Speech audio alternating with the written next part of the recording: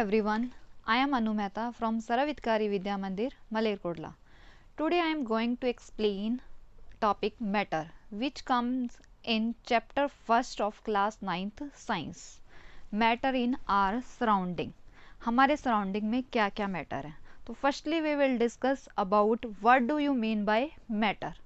Matter is that substance which is having its own mass and occupy space. Matter वो substance है जिसके पास इसका खुद का क्या होता है, मास, एंड वो क्या करता है, स्पेस को ऑक्यूपाई करता है, राइट. एनीथिंग, कुछ भी मैटर कुछ भी हो सकता है, anything which is having its own mass and occupy space is considered as matter. I am also a matter because I am having mass and I am occupying some space. You are also a matter. This pen is also a matter because this pen is having mass and this is occupying space. Okay, and this table, everything whatever you are watching here and there, all are example of matter.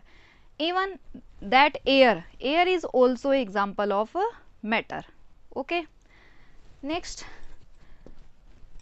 all the matters, जितने भी matter है, they are made up of very very small particles. Let us consider कि हम ये देखना चाहते हैं कि ये पेन किससे मिलकर बना है. तो हम क्या करेंगे, इसको ब्रेकअप करेंगे, इसको हम ब्रेक करते जाएंगे. At last we get one particle which can not be break up further. That small particle is called atoms, molecules और ions. Means all matters are made up of very small particles and these particles are called as atom, molecules or ions.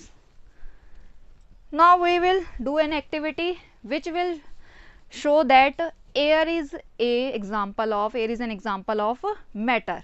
Air is having mass. तो हम सबसे पहले prove करेंगे कि air के पास इसका खुद का क्या है, mass. To perform this activity I have made an arrangement. तो इसमें हमने क्या लिए, 2 बैलून्स लिए हैं. One balloon which is filled with air and one is without air. Okay, तो the balloon which is filled with air that is heavy then the empty balloon. तो this activity proves that air is having some mass. Okay, now air जो matter होता है, matter के पास मास भी होना चाहिए, मास के साथ साथ वो क्या करना चाहिए, स्पेस भी ऑक्यूपाई करनी चाहिए. तो हमने ये तो प्रूव कर दिया air is having some mass. Now we will prove that air is also occupying some space. Okay, now I will prove that air is occupying some space. For this I have taken a glass and a paper. ठीक है, अब इस paper को हमने glass में डाला. Now I am dipping this glass into this bucket and this bucket contain water है इसके अंदर, राइट.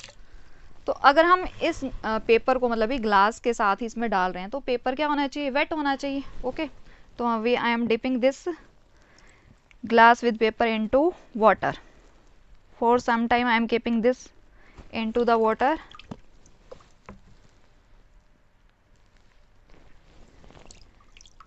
देखो मेरे हैंड भी वेट हो गए हैं. नाउ वी विल चेक कि जो ये पेपर है क्या इसमें भी पानी आया है, इस ग्लास के अंदर भी पानी गया है. पेपर इज गेटिंग वेट और नॉट. नो, पेपर बिल्कुल ड्राई है, पेपर वेट नहीं हुआ. कोई ये ऐसा पेपर भी नहीं है कि हाँ भी इसको पानी ना लगता हो, हम we can take a piece of paper and dip in. तो ये देखो ये बिल्कुल ही वेट हो गया. तो ऐसा भी कुछ नहीं है. Then what is the logic behind this, कि ऐसा क्यों हुआ कि हमने पेपर डाला, ग्लास में लिया and we have dipped this glass into bucket, still paper is not getting wet. What is the reason behind this. देखिए क्या था इसमें, एयर के अंदर क्या है, एयर इज ग्लास के अंदर क्या है, एयर प्रेजेंट है, राइट.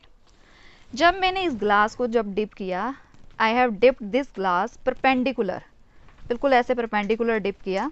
जो एयर थी ना, air is getting no space removing. कोई मतलब इसका एयर को कोई स्पेस ही नहीं मिल रहा कि वो बाहर चला जाए.